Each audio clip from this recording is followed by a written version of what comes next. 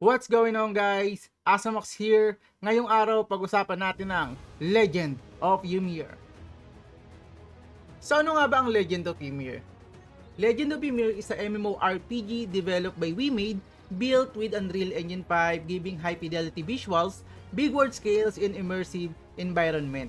Also, this game inspired with Norse mythology where you can deal with gods, giants, and epic battles. There are several classes on Legend of Ymir including Berserker, Skald, Volva, Warlord, and the newest one, Archer.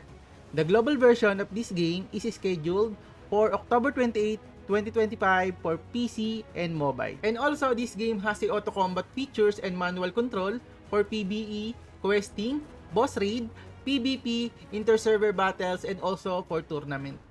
This game integrates blockchain token economy which is GWemix that we can exchange for Wemix. So, dito na guys papasok ang tinatawag na play to earn. So, we have two options here. So, pwede natin ipalit ang GWemix ng Wemix para sa cash out or pwede natin siyang pang-progress sa character natin.